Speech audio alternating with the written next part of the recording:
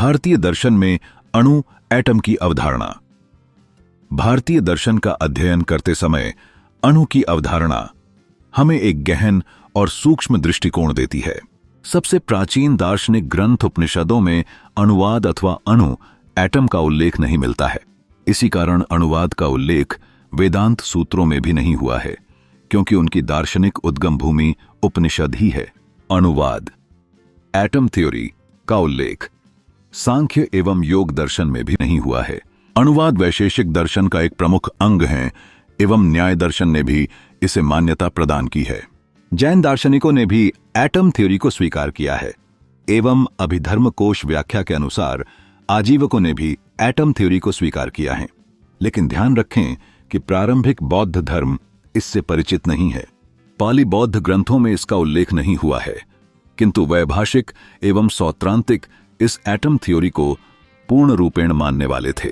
न्याय वैशेषिक शास्त्र के अनुसार प्रथम 4 द्रव्य वस्तुओं का सबसे छोटा अंतिम कण, जिसका और आगे विभाजन नहीं हो सकता, अणु कहलाता है। आजकल इसे परमाणु कहा जाता है।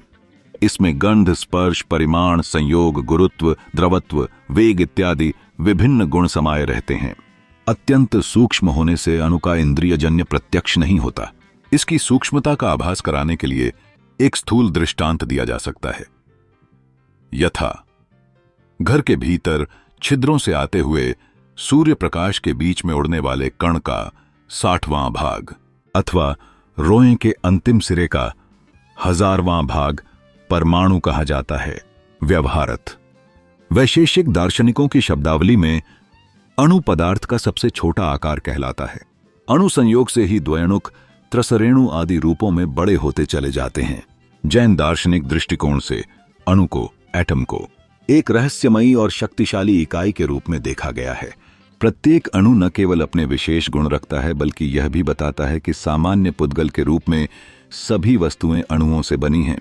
जैन दर्शन के मतानुसार आत्मा एवं देश, स्पेस को छोड़कर सभी वस्तुएं पुद्गल से उत्पन्न होती हैं। सभी पुद्गलों के परमाणु अथवा अणु होते हैं। प्रत्येक अणु एक प्रदेश अथवा स्थान घेरता है।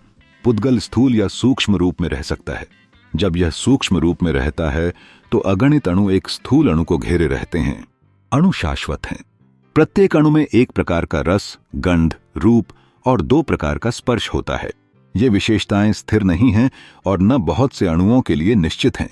2 अथवा अधिक अणु जो चिकनाहट या खुरदरापन के गुण में भिन्न होते हैं, आपस में मिलकर स्कंध बनाते हैं। विभिन्न अणुओं के भिन्न गुणों के आधार पर मिलने से स्कंध का निर्माण होता है, जो अंततः वस्तुओं का रूप देता है।